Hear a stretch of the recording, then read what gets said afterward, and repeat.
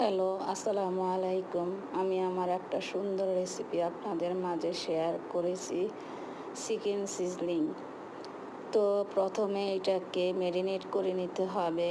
Boneless চিকেনকে cube cube করে কেটে সমস্ত মশলা দিয়ে ম্যারিনেট করতে হবে। মশলাগুলো হচ্ছে আদা বাটা, রসুন বাটা, জিরের গুঁড়ি, লাল মরিচের গুঁড়ি, তারপরে কালো গোলমরিচের গুঁড়ি, সাদা গোলমরিচের গুঁড়ি, অরিগানো, সয়া সস, কর্নফ্লাওয়ার, একটা ডিম, তারপরে লেবুর রস, লবণ, সব কিছু মিলিয়ে আপনাকে অনেকক্ষণ যাবৎ মাখিয়ে নিতে হবে। মেখে আপনি ফ্রিজের মধ্যে আধা ঘন্টা রেখে দিতে হবে।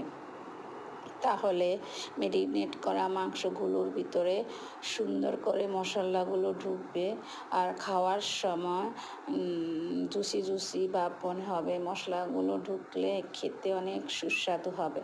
ও সাথে আরেকটা মিস করে গেলাম, টমেটো কেচাপ। টমেটো কেচাপ না হলেই নয়, অনেকে টক দই দিয়ে থাকে। আমি টক দইয়ের পরিবর্তে আমি দুধের গুঁড়ি দিয়েছি। আমার কাছে দুধের গুঁড়ি দিলে অনেক মজা লাগে।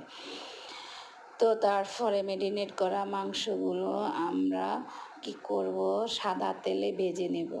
ভাজার পরে আপনি অল্প আঁচে ভেজে নেবেন, যাতে করে মাংসগুলো যেন পোড়া না যায় আর ভিতরে যেন সুন্দর স্মুথলি হয়ে যায়, নরম নরম হয়ে উঠবে যখন মাংসগুলো হবে।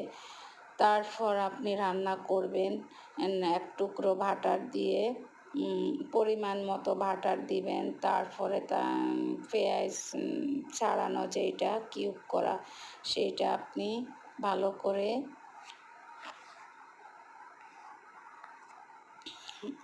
করে নেবেন।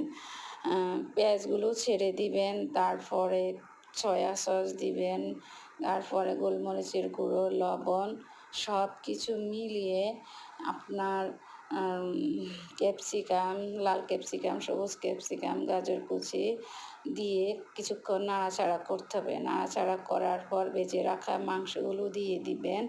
তার মধ্যে আপনি গোলাপ জল, কেওড়া জল এবং যার ইচ্ছে হয় সিরকে দিবেন, আর যার ইচ্ছে না হয় সিরকে দিবেন না। তারপর কিছুক্ষণ নাড়াচাড়া করার পর আপনি কর্নফ্লাওয়ার মিশিয়ে পানির সাথে আপনি দিবেন।